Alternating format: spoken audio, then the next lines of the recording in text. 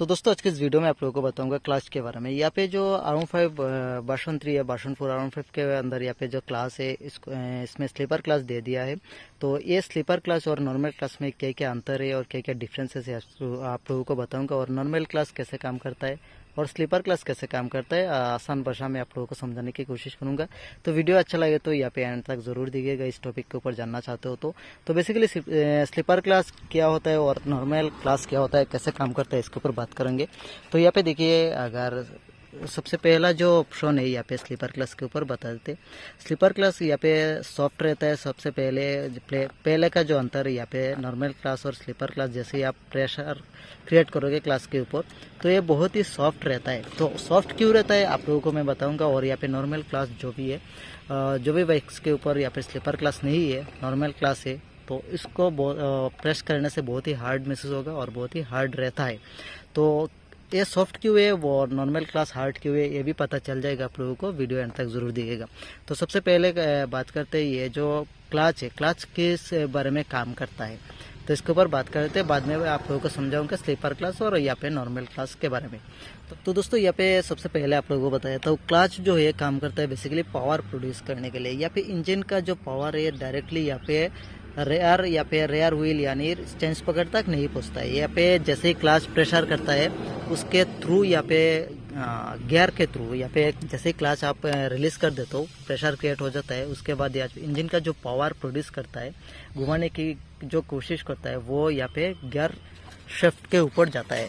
तो gear shift यहाँ पे देख सकते हो, गियर शिफ्ट के ऊपर जाता है। जैसे आप गियर अप डाउन करोगे यहाँ पे जो पावर है यानी टॉर्क के कम ज्यादा हो जाएगा। तो ये अगर यहाँ पे जो क्लास है, क्लास को आप प्रेस करके रखते हो तो यहाँ पे जो सिर्फ और सिर्फ इंजन के ऊपर ही पावर प्रोड्यूस होगा। एक्सेलेरेटर देने से यहाँ पे जो रेयर व्हील है यानी चेंज पॉकेट है, इसके ऊपर पावर यहाँ पे जनरेट नहीं होगा, पावर डिलीवर्ड नहीं करेगा।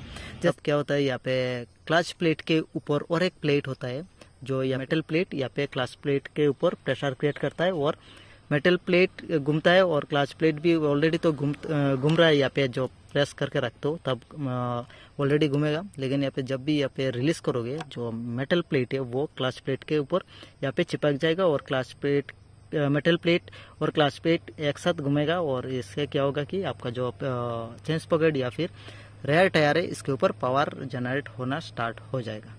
तो इससे क्या होगा कि जितना एक्सेलेरेटर दोगे यहाँ पे, जितना एक्सेलेरेटर पुश करोगे वो जितना पावर यहाँ पे गियर अप डाउन करोगे इसके हिसाब से टॉर्क और यहाँ पे स्पीड वगैरह बढ़ेगा कमेगा और आपका जो रेयर टायर है वो भी घूमना चालू हो जाएगा।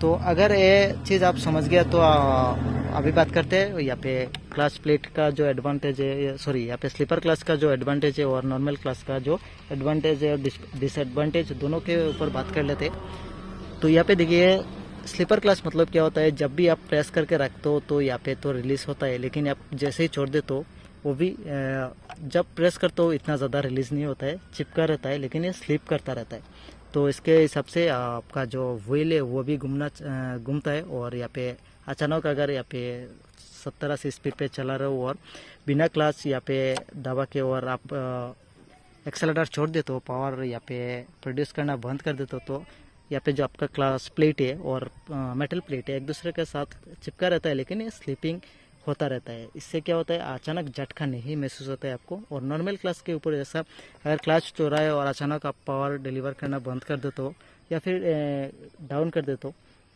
गियर शिफ्ट को, तो क्या होता है यहाँ पे जो आपका पावर अलग रहता है। यहाँ पे देखिए इतना गैप बना रहता है, गैप आने की वजह से क्या होता है अचानक यहाँ पे झटका लगता है, झटका महसूस होता है और बाइक अचानक पावर डिलीवर करना बंद हो जाता है। स्लीपर क्लास का जो यहाँ पे एडवांटेज है, यहाँ पे जैसे ही छोड़ दोगे फिर भी थोड़ा बहुत यहाँ पे पावर डिलीवर करना चालू रहेगा रेयर व्हील में या फिर गियर शाफ्ट में।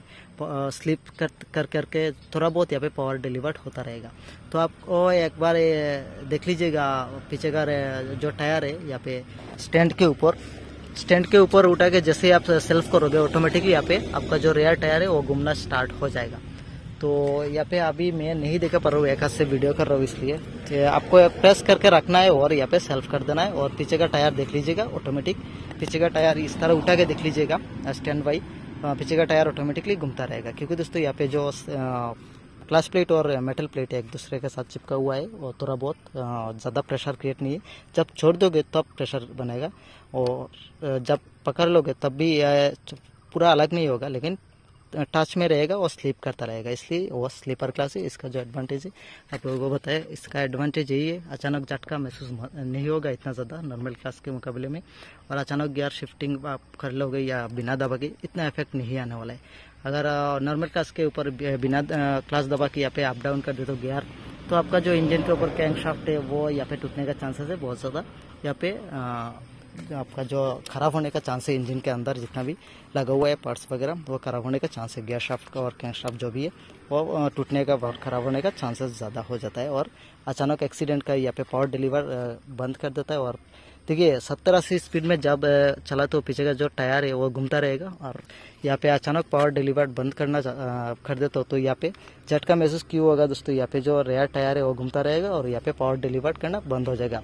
यहाँ पे अपोजिट डायरेक्शन में घूमता रहेगा, यहाँ पे वो प्रेशर क्रिएट करेगा आगे जाने के लिए और इंजन प्रेशर क्रिएट करेगा यहाँ पे रुकने के लिए टायर को, लेकिन यहाँ पे स्पीड ज़्यादा होने की वजह से इंजन का जो पिकअप है और रेयर टायर का जो पिकअप है वो ज़्यादा हो जाएगा। इसके लिए क्या होगा, आप अगर क्लास नहीं दबाते हो तो आपका जो क्रैंक शाफ्ट और गियर शाफ्ट है वो खराब होने का चांसेस बढ़ जाता है।